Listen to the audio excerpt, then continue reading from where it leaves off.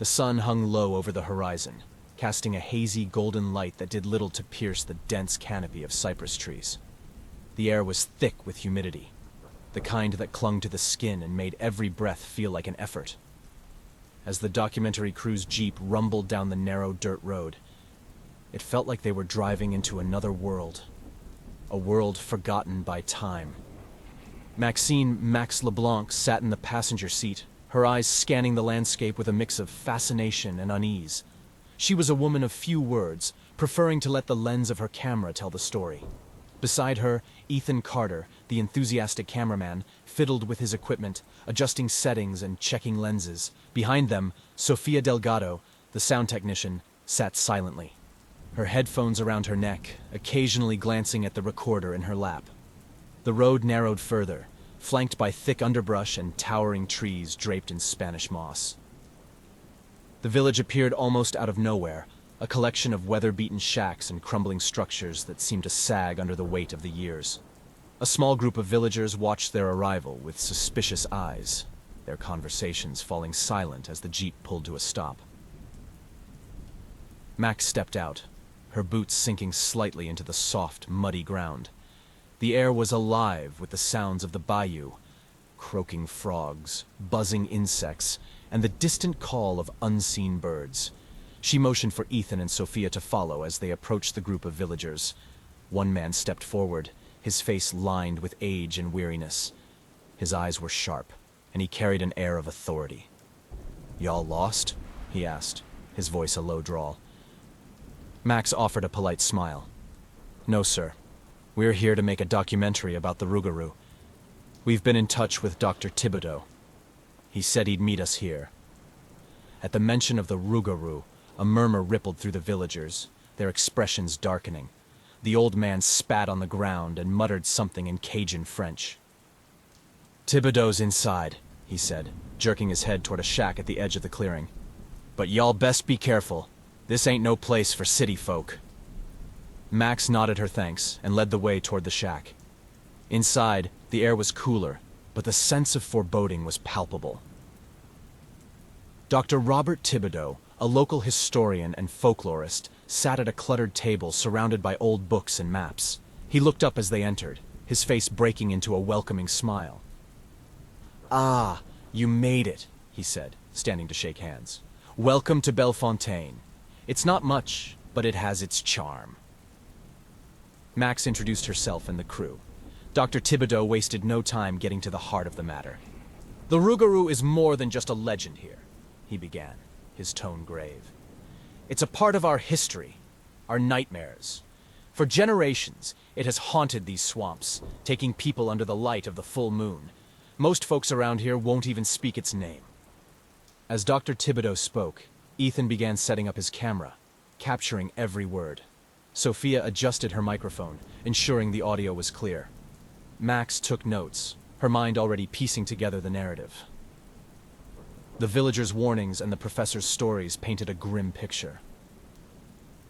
The Rougarou was no ordinary beast. It was a curse, a predator that stalked the bayou under the cover of darkness. It was said to be a man transformed, bound by dark magic and blood. Outside, the shadows lengthened, and the air grew cooler. The villagers began to retreat into their homes, closing doors and shuttering windows. The unease was palpable, like a living thing.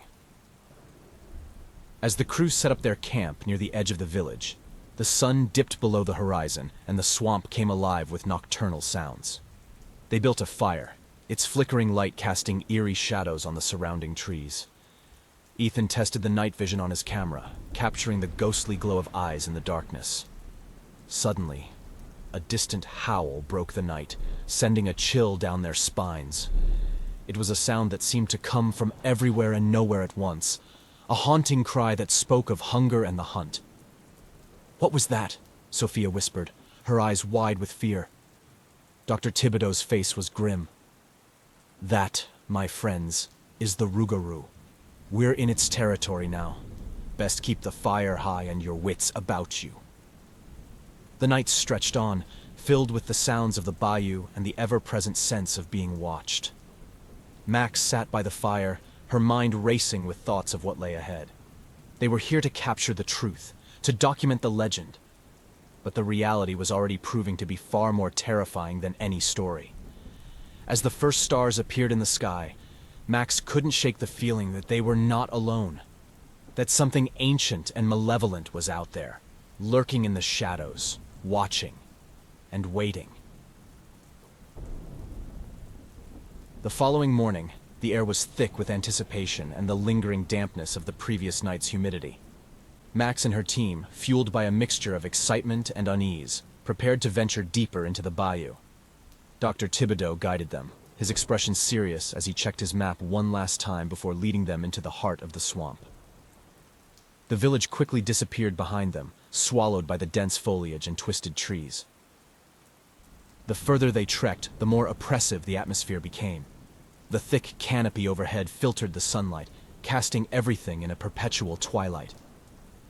The air was heavy with the scent of decaying vegetation and stagnant water. Ethan adjusted his camera, capturing the haunting beauty of the bayou. The gnarled roots that twisted like skeletal fingers, the murky water that reflected the dark green of the trees, and the eerie silence that seemed to press down on them. Sophia walked behind, her microphone capturing the ambient sounds, while Max led the group, her eyes scanning the surroundings. Dr. Thibodeau spoke in a hushed tone as they walked. This place is old. Older than the village. Older than the legends. It's seen things. Terrible things. Max nodded, taking in his words. Tell us more about the Rougarou. What do we need to know? Thibodeau sighed, his eyes distant. The Rougarou is not just a beast. It's a curse. A man transformed into a creature by dark magic, bound to hunt under the light of the full moon. It preys on the living, driven by an insatiable hunger. Generations ago, the curse was born out of desperation and vengeance. The details are lost to time, but the consequences are all too real. As they delved deeper, the swamp seemed to close in around them. The path grew narrower, the underbrush thicker. They passed abandoned shacks, their wooden frames rotting and covered in moss. These remnants of past lives stood as silent witnesses to the horrors that had befallen the area. Max paused to examine one such shack. It was small, barely more than a few planks of wood nailed together, but it bore the signs of a struggle. Deep claw marks gouged into the door frame and old, dried bloodstains on the ground told a grim story. She motioned for Ethan to capture the details. This must have been one of the Rougarou's victims, Thibodeau said softly. People here have learned to stay indoors during the full moon. But sometimes, the beast is too strong, too cunning. They continued, their progress slowed by the thickening swamp. The sun, barely visible through the canopy, began its descent, casting long shadows that seemed to dance with every movement. The oppressive silence was broken only by the occasional splash of something unseen in the water or the rustle of leaves as small creatures moved about. As dusk settled, the team decided to set up camp. They found a small clearing, partially shielded by a cluster of ancient cypress trees. The air was cooler here, but the sense of unease was palpable. They built a fire, its flickering light providing a small circle of safety in the encroaching darkness. Let's go over what we've captured so far, Max said, her voice steady despite the tension. They reviewed the footage, the eerie images and sounds reinforcing the sense of dread that had been growing since their arrival. Ethan was visibly shaken. I keep seeing shadows, hearing things. It's like the swamp is alive and watching us. Sophia nodded, her face pale. It's like we're being hunted. I can't shake the feeling that something's out there, waiting. Dr. Thibodeau sat apart from the group, staring into the fire. The Rougarou is out there, he said quietly. It knows we're here. We need to be careful. Keep the fire high and stay close together. Night fell quickly, enveloping the swamp in darkness. The fire cast long, flickering shadows that seemed to twist and move with a life of their own. The sounds of the bayou became more pronounced. The croaking of frogs, the buzz of insects, and the occasional distant howl that set their nerves on edge. As the hours passed, the crew took turns keeping watch. Max sat by the fire, her eyes scanning the darkness. Ethan, camera in hand, tried to capture any movement, while Sophia recorded the ambient sounds, hoping to catch the Rougarou's eerie howl. Suddenly, a rustling in the bushes made them all jump. Max grabbed her flashlight, shining it towards the source of the noise. The light revealed nothing but dense foliage. But the sense of being watched grew stronger. "Stay alert," Max whispered, her voice barely audible over the crackling fire. The night stretched on, each minute feeling like an eternity. Every sound, every movement in the darkness sent waves of fear through the group. The oppressive heat and the incessant buzz of insects added to their discomfort. Around midnight, as the fire began to die down, a chilling howl pierced the night. It was close. Too close. The crew froze, their eyes wide with terror. Dr. Thibodeau stood, his face grim. "It's here. The Rougarou is here." Max's heart pounded in her chest as she motioned for Ethan to start filming. They had come to document the beast, and now it was upon them. The air grew colder, and the sense of dread intensified. Another howl, this one even closer, echoed through the swamp. The crew huddled together, their eyes darting around, searching for any sign of the creature. The fire's light seemed to flicker and wane, casting ominous shadows that danced and twisted. Suddenly, a dark figure emerged from the trees, its eyes glowing with a malevolent light. The Rougarou stood before them, its form both man and beast, a nightmarish creature of legend brought to life. The air was thick with the scent of decay and blood. The crew's screams mingled with the Rougarou's growl as it lunged forward, its claws gleaming in the firelight. Ethan was the first to fall, his camera capturing the horrific moment before being knocked to the ground. Blood sprayed as the creature tore into him, its hunger insatiable. The night was thick with tension, the oppressive darkness of the bayou pressing in on the dwindling firelight. Max, Sophia, and Dr. Thibodeau huddled close, their breath coming in ragged gasps. Ethan's body lay twisted and broken a few feet away, his camera's lights still flickering on the ground, capturing the gruesome aftermath. The Rougarou had retreated into the shadows, but its presence lingered. The occasional rustle in the underbrush, the glint of eyes reflecting the firelight, kept them on edge. Max's mind raced, trying to come up with a plan, any plan to survive the night. "We need to move," Dr. Thibodeau whispered, his voice barely audible over the crackling fire. "Staying here will only make us sitting ducks." Max nodded, her face pale but resolute. "Sophia, grab what you can. We need to get to higher ground, somewhere defensible." Sophia, shaking but determined, quickly packed the essential gear. The three of them moved cautiously, every sound amplified by their fear. The swamp seemed to close in around them, each step sinking into the muddy ground, every shadow a potential threat. They reached a small rise, a cluster of cypress trees providing some semblance of cover. Max set up a makeshift barricade with fallen branches and debris, while Sophia positioned herself behind a tree, her eyes darting around nervously. Dr. Thibodeau stood guard, a makeshift spear in his hand. The minutes stretched into agonizing hours. The Rougarou's howls echoed through the swamp, each one closer than the last. The night seemed endless, the darkness impenetrable. Suddenly, a loud splash nearby made them all jump. Max shone her flashlight in the direction of the sound, revealing only rippling water. But the sense of being watched was overwhelming. Without warning, the Rougarou lunged from the shadows, its eyes gleaming with malevolent hunger. It moved with terrifying speed, its claws slashing through the air. Max barely had time to react, raising her flashlight as a feeble defense. The creature struck, knocking the flashlight from her hand and sending her sprawling. Sophia screamed, scrambling to her feet and running blindly into the swamp.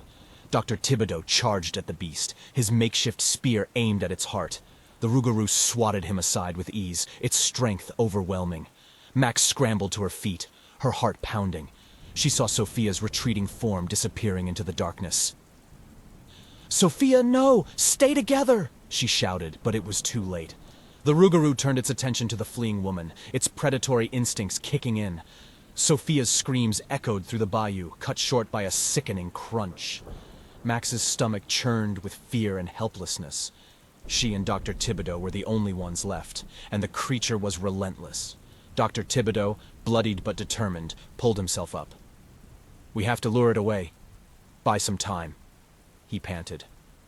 Max nodded, her mind racing. She grabbed a burning branch from the fire and waved it in the air. "Over here, you bastard!" she shouted, trying to draw the Rougarou's attention. The creature snarled, its eyes locking onto her. It lunged forward, but Dr. Thibodeau tackled it from the side, knocking it off balance. The beast roared in fury, its claws raking across his back. He cried out in pain, but held on, giving Max a precious few seconds. "Go!" Dr. Thibodeau shouted. "Get out of here!" Max hesitated, torn between survival and the need to help. But the look in Thibodeau's eyes was clear. This was their only chance. She turned and ran, the sounds of the struggle fading behind her. The swamp closed in around her, the darkness swallowing everything. She stumbled through the muck, her legs burning with exhaustion. The howls of the Rougarou echoed in the distance, a reminder that the hunt was far from over. She had to keep moving, had to survive. The moon hung high in the sky, casting an eerie silver light over the bayou. The oppressive silence was broken only by the distant howls of the Rougarou, each one a chilling reminder of the horror that lurked in the darkness. Max moved cautiously through the swamp, every step a reminder of her perilous situation. The ancient, decrepit cabin she stumbled upon seemed like a twisted sanctuary. Its rotting wood and collapsing roof were stark symbols of desperation and decay. Inside, the air was thick with the stench of mildew and death. The floor littered with old bones and crude, arcane symbols carved into the walls. Max's flashlight flickered over the gruesome scene. She could feel the weight of the Rougarou's curse in the air, a palpable force pressing in on her. A sudden noise outside made her freeze. The Rougarou's growls were closer, its presence a oppressive force pressing in on her. Max grabbed an old, rusted shotgun from the corner, checking it quickly. The weapon felt heavy and unfamiliar in her hands, but it was her only hope. The door creaked open, and the Rougarou stepped inside, its eyes glowing with a malevolent light. The beast filled the doorway, its claws gleaming in the moonlight. It moved slowly, deliberately, savoring the fear in the air. Max fired, the shotgun blast deafening in the confined space. The beast roared in pain but did not fall. It lunged at her, knocking her to the ground with a single swipe of its massive claws. Blood splattered across the walls as Max screamed, her body convulsing in agony. The Rougarou turned back to her, its claws tearing into her with savage fury. Her screams turned to gurgles as blood filled her throat. The shotgun fell from her grasp, clattering uselessly to the floor. She screamed, her vision going dark. The last thing she saw was the Rougarou's snarling face, its eyes filled with hunger and hatred. Then there was only pain. And then, mercifully, nothing. The cabin fell silent, the only sound the crackling of the fire outside. The Rougarou stood over its victim, its breath heavy and ragged. It sniffed the air, its ears twitching, and then it turned and vanished into the night, leaving behind only death and darkness. Days later, a search party from the village ventured into the swamp, following the trail left by the documentary crew. They found the cabin, its door hanging open, the smell of death thick in the air. Inside, they found the remains of Max and her equipment, her body torn apart by the beast. The footage they recovered told a grim tale of horror and desperation. The villagers watched in silence, their faces pale and drawn. They had known the Rougarou's terror all their lives, but now the outside world would know it too. The swamp reclaimed its secrets, the whispers of the Rougarou fading into legend once more. The curse remained unbroken, the beast continuing its hunt under the light of the full moon. And though the villagers tried to move on, the memory of that night would haunt them forever. A dark reminder of the horrors that lurked in the heart of the Louisiana Bayou.